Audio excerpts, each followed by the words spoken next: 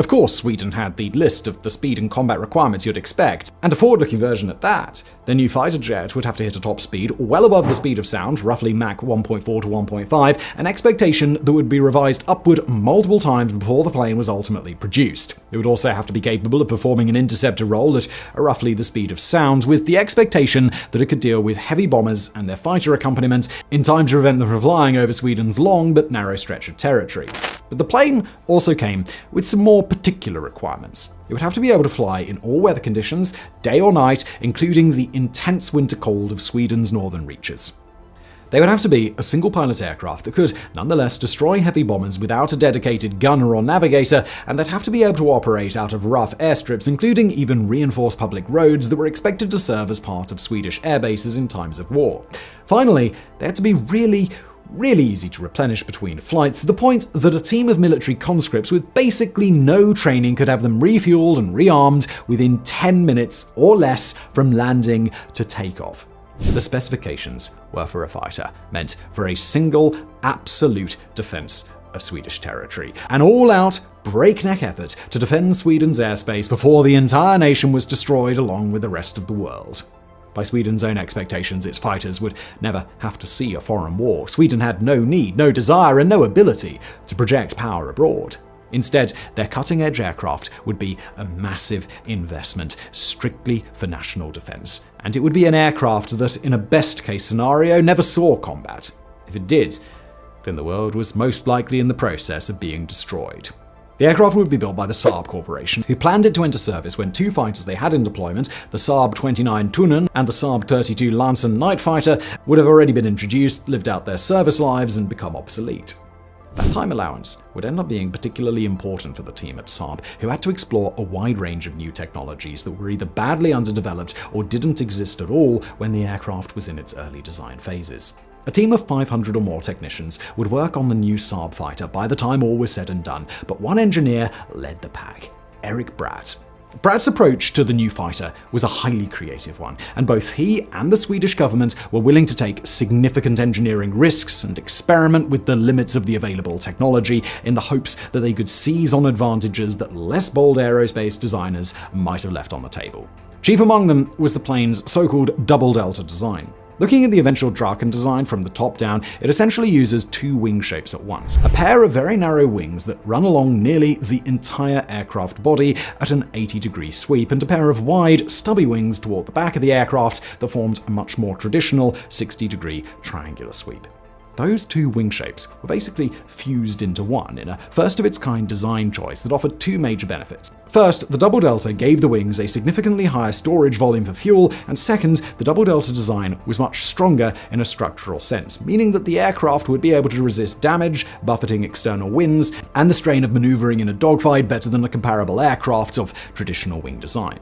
The design's major sacrifice, specifically the drag in mid-air, would also eventually confer an advantage onto the Draken, but we'll get to that advantage a bit later. The first aircraft to come out of the Draken program wasn't a full-sized aircraft, but instead the Lil Draken, which is both Swedish for Little Dragon and a fantastic SoundCloud rapper name. It was a prototype of about 70% scale, meant to try and figure out whether a double delta wing would be able to fly competently at low speed. High speed was much less of an issue. Anything with wings and decent proportions will stay airborne pretty well when it's blasting across the sky at Mach 1.5. The Lil Draken made its maiden flight in January 1952, and after an intense several months of flight testing, it was modified to have its air intakes pushed back to the position that they'd end up in on the eventual Draken aircraft, starting directly alongside the cockpit in order to give the pilot far better vision when looking down toward the ground. In an age before computer programs or flight simulators, it was the Lil Draken that confirmed that a full-size Draken was worth building. When discussing the J-35 Draken, we're going to run through the specs of the first-line model, the J-35A. As will come clear in just a moment, there have been a lot of variants and export versions of the Draken, and for us to attempt to go through all of them would keep us here for a really long time and probably not be that entertaining. But rest assured that each subsequent variant after the J-35A offered its own improvements over the top of the baseline model. But even that baseline model, when it first entered service in 1960, was something to behold.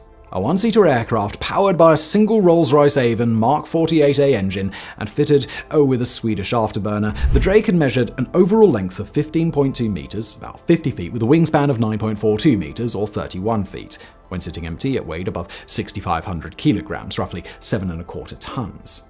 It wasn't designed to be able to carry a whole lot of heavy bombs. Instead, it was meant to carry a whole lot of internal fuel, a total of 2,240 liters, or about 590 US gallons, giving it an impressively long range for such a high-powered fighter aircraft, even without any drop tanks. It could hit a maximum speed of 1,900 kilometers per hour, 1,200 miles per hour, and it needed less than a kilometer of runway to take off. As few as 810 meters, or about 2,700 feet. It could fly as high as 20 kilometers above the Earth's surface, that's 66,000 feet, with a neck-breaking climb rate of nearly 40,000 feet, or 12 kilometers a minute. In terms of its weaponry, it came equipped with 2 fixed 30mm cannons in the wings, with each gun equipped to fire 90 rounds. Externally, the plane was fitted with 9 hardpoints, including 8 under wing and 1 under the belly. Of those 9, 6 wing hardpoints were meant to hold high-explosive air-to-ground rockets to fill an attack role, say if Soviet tanks were rolling across Sweden en masse. The other 2 wing hardpoints were meant to hold Sidewinder air-to-air missiles, which entered service in the US 4 years before the Draken did in Sweden. On the belly, the Draken could mount either 2 more Sidewinders or a drop tank for fuel. Because of the limited amount of space under the wings, Drakens could either carry underwing missiles or rockets, but not both, meaning that these fighters could be configured for either an interceptor role, that is, with 2 to 4 Sidewinder missiles on board, plus their guns, or for an attack role, with their rockets and perhaps 2 underbelly Sidewinders for protection. The plane was equipped with French-made radar and an advanced gyro gun sight that used the aircraft's own data to help aim the plane's cannons more accurately. But as impressive as the J-35A's numbers were, especially for the time, that was still just the base version. 90 35As were produced for Sweden, with the last one being delivered in December 1961. The next round, the 35B, would see some of its copies modified into a day fighter with its radar removed, but the hardpoints armed to the teeth with offensive weaponry.